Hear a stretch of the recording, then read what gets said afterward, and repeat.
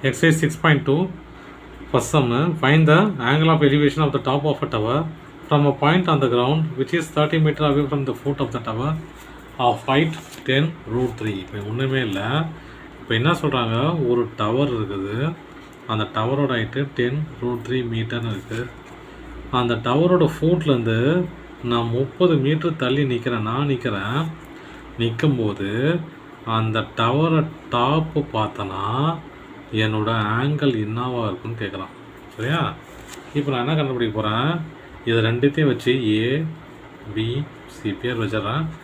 இது ரெண்டையும் வச்சு நான் டீட்டா கண்டுபிடிக்கணும். இப்போ ஒன்றுமே இல்லை, சொல்யூஷன்.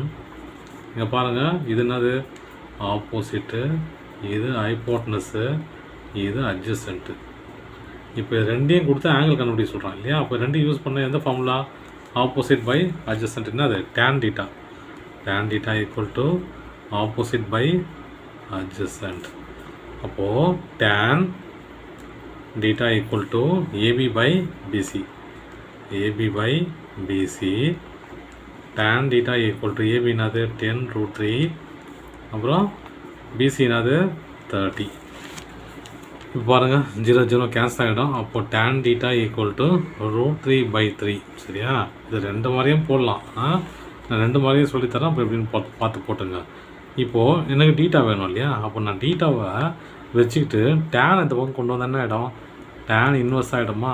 ஏன்னா இந்த டேன் இந்த பக்கம் கீழே வந்து தான் மேலே போகும் இல்லையா? கீழே வந்து மேலே போகும்போது டேன் இன்வெர்ஸ் ஆகிடும். டேன் இன்வெர்ஸ் root 3 by 3 அப்படிங்கிறது டீட்டா ஈக்குவல் டு 13 ஆகிடும். சரியா?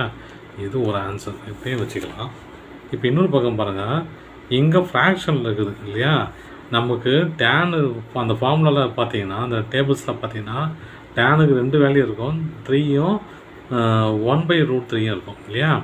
இது ஒன்று ஃப்ராக்ஷனில் இருக்கும், இன்னொன்று தனியாகவே இருக்கும். இப்போ பாருங்கள், இங்கே ஃப்ராக்ஷனில் இருக்குது.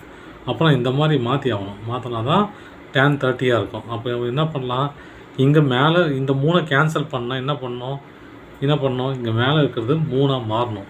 மேலே இருக்கிறது 3 மாறணும் அப்படின்னா எதனால் மல்டிப்ளை பண்ணால் 3 வரும், tan theta equal to root 3 divided by 3. எதால் மல்டிப்ளை பண்ணால் 3 ஆகுது பாருங்கள், இங்கே √3 into √3 divided by √3.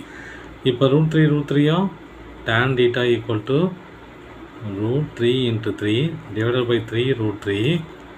tan theta equal to இந்த √3 வெளியே எடுத்தனா என்ன வரும், 3/3 √3. 3 கேன்சல் ஆகிடுச்சு, 1/√3. அப்போது tan theta 1/√3னா அப்போ tan theta equal to 30 degree. சரியா? Degree equal to 30 degree. அப்போ இது டிகிரி எவ்வளோ, எலிவேஷன் எவ்வளோ, 30 டிகிரி.